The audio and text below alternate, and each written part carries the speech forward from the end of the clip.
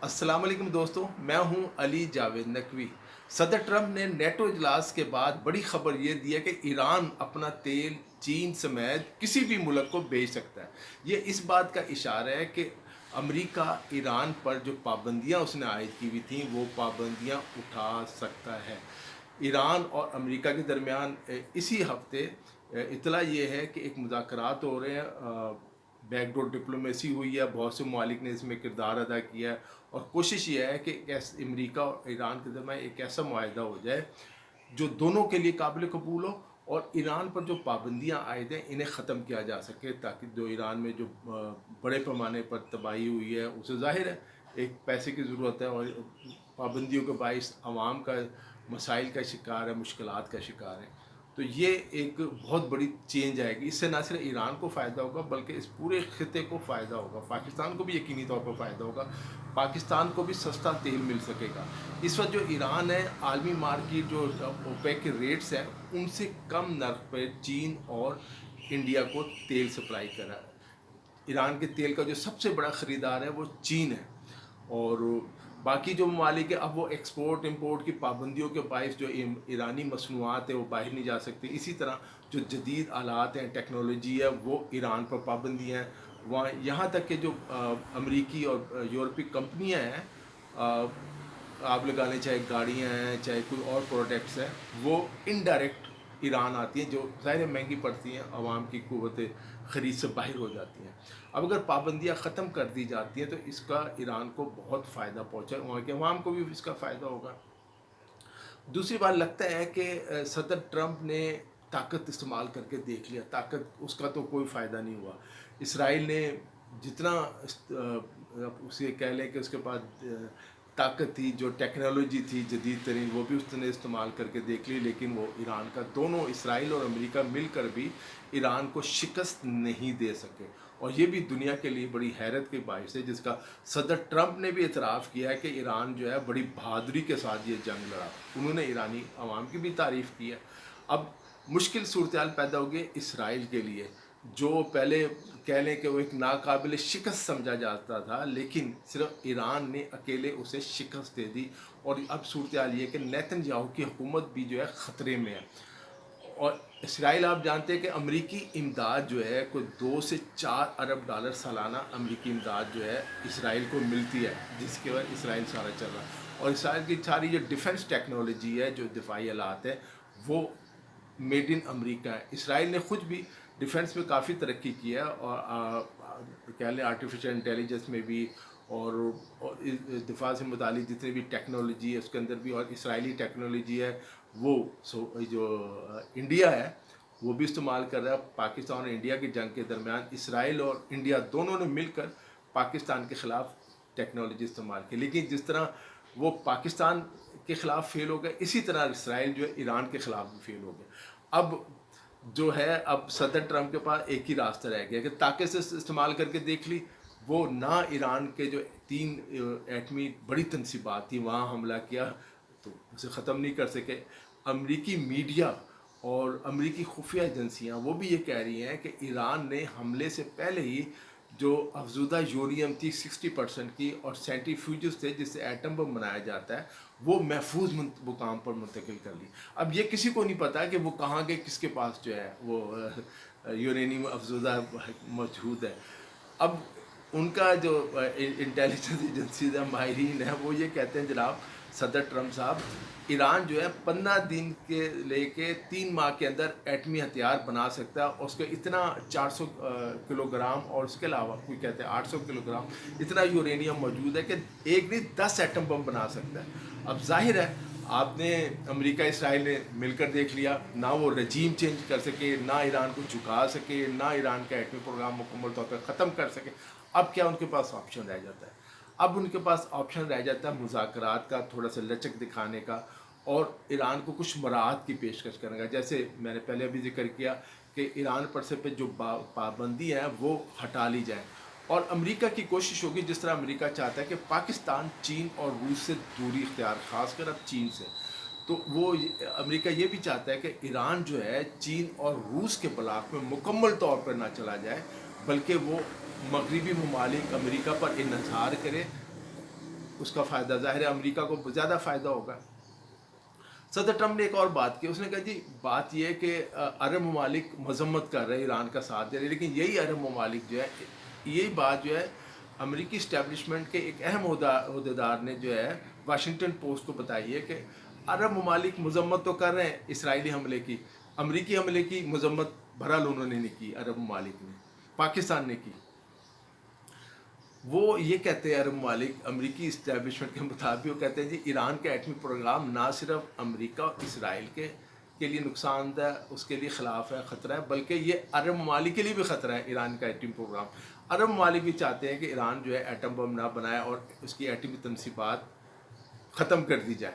اس بات پر اسرائیل، عرب ممالک اور امریکہ تینوں، اور دوسرے مغربی ممالک، اس میں آپ جانتے ہیں جرمنی بھی ہے، فرانس بھی ہے، انگلینڈ بھی ہے، یہ بھی چاہتے ہیں، اور انہوں نے یہ بھی کہا ہے ہم کسی بھی قیمت پر ایران کو ایٹمی ہتھیار نہیں بنانے دیں گے۔ دیکھیں یہ تو کوشش ہوتا ہے نا، پاکستان کے بارے میں بھی یہ بہت باتیں کرتے تھے، امریکہ نے کئی بہت کوششیں کر کے دیکھ لی مغربی دنیا میں، پاکستان کے ایٹمی پروگرام کے حوالے سے بہت پراپیگنڈا بھی کیا گیا، اسے اسلامی بم بھی قرار دیا گیا، لیکن پاکستان نے کسی نہ کسی طرح، ہمارے جو سائنٹسٹ تھے، ہمارے جو اس وقت کے لوگ تھے، انہوں نے، بھٹو صاحب نے شروع کیا، انہوں نے بنایا، اور پھر نواز شریف کے دور میں ایٹمی دھماکے ہو گئے پاکستان، اور وہی ایٹمی صلاحیت نے آج پاکستان کو محفوظ رکھا ہوا ہے۔ اب ایران میں یہ ہے کہ ایران کے جو سپریم لیڈر، انہوں نے ایٹمی ہتھیاروں کو حرام قرار دیا، لیکن اس وقت اگر آپ دیکھیں نا جتنے بھی تبصرے آ رہے ہیں، دفاعی مبصرین جو باتیں کر رہے ہیں، ان سب کا یہ کہنا ہے کہ اگر کوئی ملک، اب جو حالات ہیں،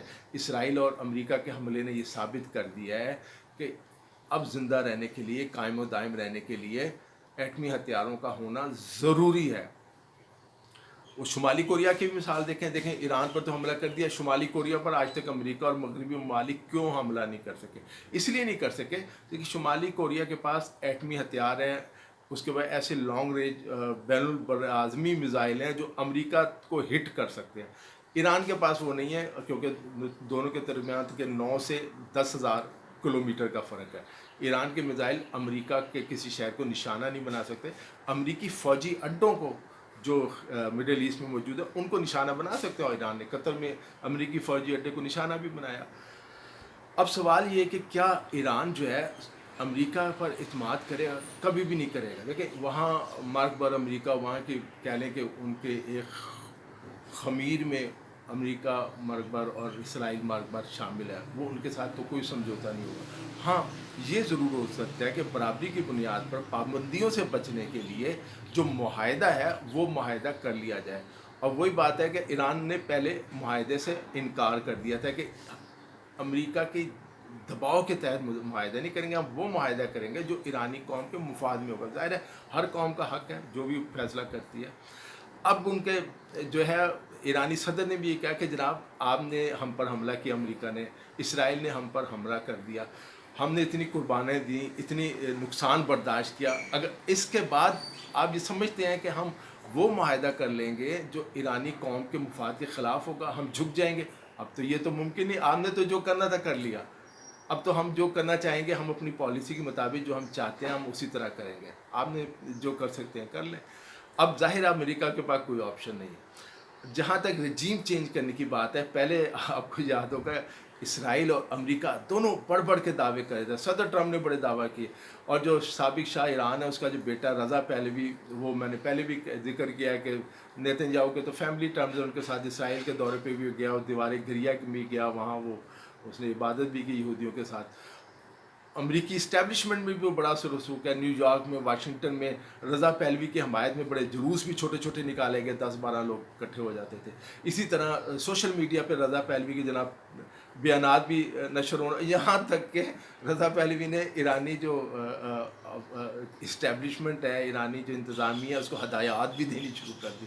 شاید اس کا خیال تھا کہ اب تو میں تو آیا ہی آیا، لیکن جو ایک امریکہ اسرائیل کے بعد جو بڑا نقصان ہوا اس بیچارے رضا پہلوی کا ہوا کہ جو امیدیں باندھ کر بیٹھ گیا تھا کہ وہ شاید دوبارہ شاہ ایران بن جائے گا۔ بہرحال وہ تو ایک کہہ لیں کہ کٹ پتلی تھا، اس کو استعمال کیا اور اسے پھینک دیں گے ٹیشو پیپر کی طرح۔ تو وہ تو قصہ ختم ہو گیا کہ رجیم چینج پاسبل ہی نہیں. اور رجیم چینج کیسے پاسبل ہے کہ آپ فضا سے حملہ کریں اور آپ سمجھیں کہ نیچے چینج آ جائے گی. ان واقعات نے، اسرائیل کے حملے نے اور امریکی حملے نے ایرانی قوم کو متحد کر دیا. اگر ہم سارا دیکھیں اور تجزیہ کریں تو وہ قوم اب متحد نظر آتی ہے. اگر ان کے اندر کوئی اختلافات ہوں گے، وہ ظاہر ہے کہ کوئی چینج بھی چاہتے ہوں گے. اس وقت وہ اسرائیل اور امریکہ سے مل کر کوئی چینج نہیں لانا چاہتے. رضا پہلوی کے ساتھ مل کے وہ موجودہ سسٹم پر اعتماد کا اظہار کر رہے ہیں. اب جب رجیم چینج کرنے کے لیے ہوتا ہے کیا؟ رجیم چینج کرنے کے لیے ضروری ہے، جیسے آپ نے عراق میں رجیم چینج کی، افغانستان میں چینج ہوئی، اس کے لیے فوجوں کو زمین پہ آنا پڑتا ہے، زمینی جنگ لڑنی پڑتی ہے. اب جو زمینی جنگ ہے وہ کون لڑے گا؟ اسرائیل اپنی فوجیں بھیجے گا، امریکہ اپنی فوجیں بھیجے گا، یا برطانیہ اور جرمنی فرانس اپنی فوجیں بھیجے؟ سب نے تو ہاتھ کھڑے کر دیے، جی ہم تو اپنی فوجیں نہیں بھیج سکتے، زمینی فوجیں ہیں جو، کیونکہ وہ تو مار پڑی پڑنی ہے، اس کے لیے تو بڑا نقصان ہو جائے گا.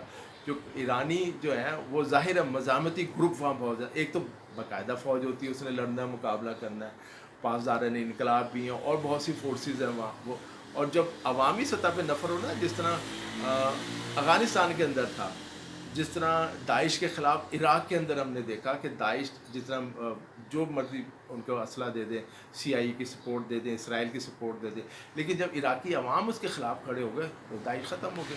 اسی طرح افغانستان میں امریکہ کو بھاگنا پڑا. جس طرح جہازوں میں وہ بھاگے جب طالبان آ رہے تھے. افغان طالبان سے ہمارے اختلافات ہیں ان کی پالیسیز کی وجہ سے کہ انڈیا کے ساتھ مل کے انہوں نے نقصان پہنچایا پاکستان کو، لیکن جب دیکھیں جب وہ آ رہے تھے کس طرح بھی امریکیوں کو بھاگنا پڑا جہازوں میں بیٹھ کے. تو ایران میں جو زمینی کارروائی ہے وہ نہ امریکہ کے لیے پاسبل ہے نہ اسرائیل کے لیے پاسبل ہے. اسرائیل کا تو کوئی بارڈر بھی کوئی نہیں، کہاں سے اتنی اس کے طاقت بھی نہیں ہے. اور پھر جو ایران جوابی کارروائی کرے گا تو وہ تو ایک کہہ لیں کہ بہت تباہی و بربادی ہوگی. تو وہ تو انہیں سمجھ آ گئی امریکہ اور اسرائیل دونوں کو کہ یہ پاسبل نہیں ہے، اس لیے وہ پیچھے ہٹے. کہتے ہیں نا کھسیانی بلی کھمبا نوچے.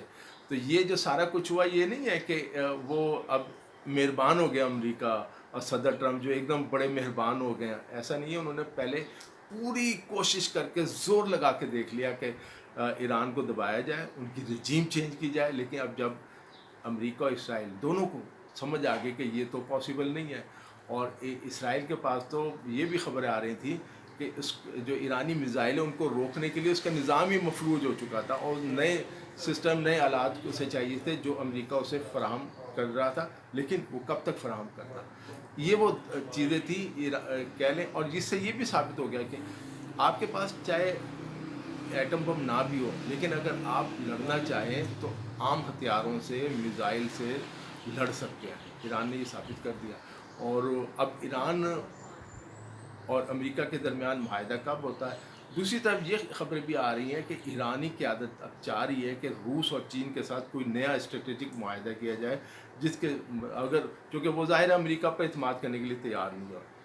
اگر امریکہ اور اسرائیل دوبارہ کارروائی کرتے ہیں کوئی، تو روس اور چین یا شمالی کوریا ان کو دفاعی آلات یا جیسے کہتے ہیں نا گولہ بارود کی سپلائی وہ جاری رہے، تاکہ اس جنگ کو جتنا عرصہ سالوں چاہے ایرانی تو سالوں کئی سال تک لڑ سکے، جس طرح انہوں نے صدام حسین کے خلاف جنگ لڑی تھی. تو دوستو اس ویڈیو میں اتنا ہی. علی جاوید نقوی کو اجازت دیجیے، اپنا خیال رکھیے گا. خدا حافظ.